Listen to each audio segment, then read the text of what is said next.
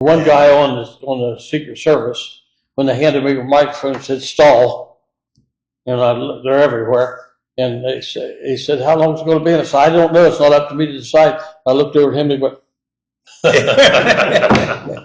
So I stalled. I told you, I was up till 2 o'clock in the morning. I'm going writing this all down. You're going to listen to it.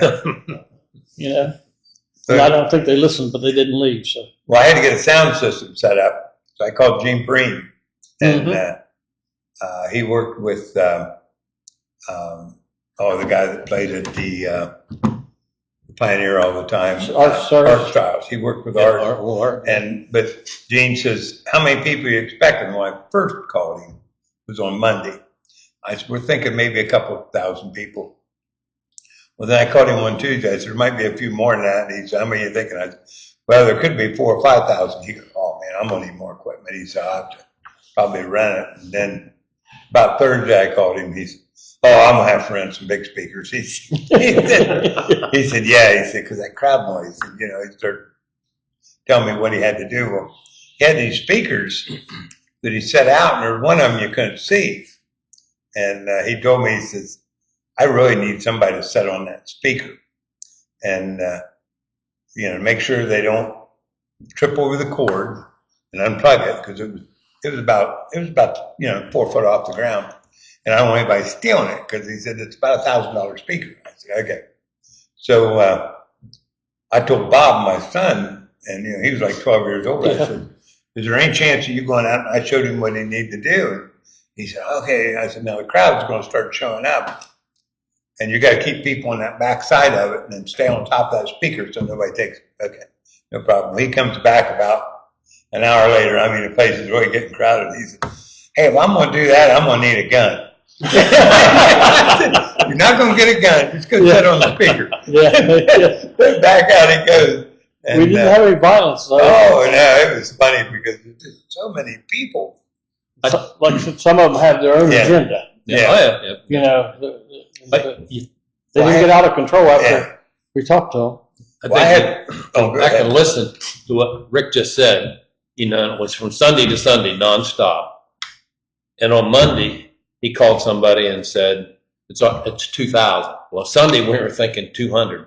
And one day it went to 2,000. It was just, things just progressed that quickly all week long.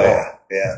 It was something. And I can't underestimate or understate the importance of having Don involved, because Don really knew about big events and knew what was happening. He was a huge help. So he was. But we decided to bring the bleachers from the Biddy football park up.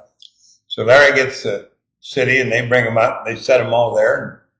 And I'll never forget this. We moved them there like on Friday, and I come Saturday morning, they're going. I said, "What happened to those bleachers that was here?" I mean, you just don't lose 3 sets of bleachers. And the campaign said, "Hey, we hauled them back down to the ballpark. We want this to look like there's going to be a crowd." I said, "Are you serious? That's where the handicapped and older people, anybody needs to sit down, that's where they're going to sit." I said, "We got to have those bleachers. We're going to have a crowd." And so then on Saturday morning, they started getting news. People was coming from all over, and okay, let's get the bleachers back in here. And the bleachers were full. The crowd was packed. It was crazy. And they didn't dare get out of the bleachers. That's what they'd say. "If you leave, don't come back, because somebody else will have that seat, and I can't save it for you." That's right. Yeah. But I tell you, Gene Breen did a fantastic job on me setting up the sound, because that's not an easy thing to do either.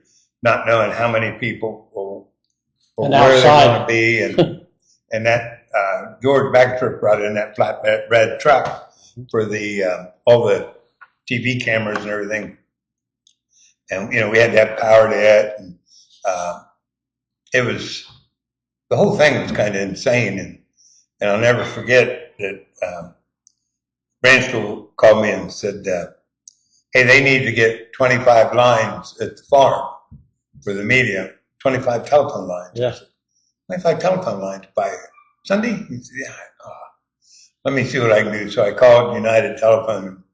The engineer called me back and said, "We only got a 12 pair of feet in that whole road, that whole area out there." He said, "We can give you 12 more lines," and I said, or whatever it was. And I said, all right, give me 12. So I called Gene back, and he said, well, that's all they can give me. That's what we'll have to make do. So it worked, but they were sending faxes and sending stuff, you know, And on the phone lines and stuff. And it was, United worked with us. I mean, AEP worked with us. It was all great people. I mean, it was good.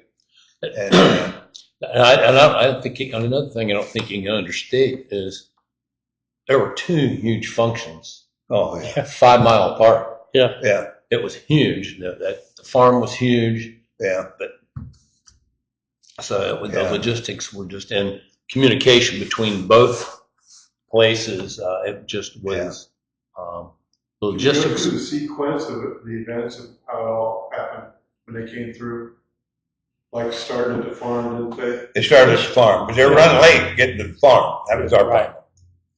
They couldn't get through traffic's what they told us. Yeah, and it's a good thing we had the lights downtown.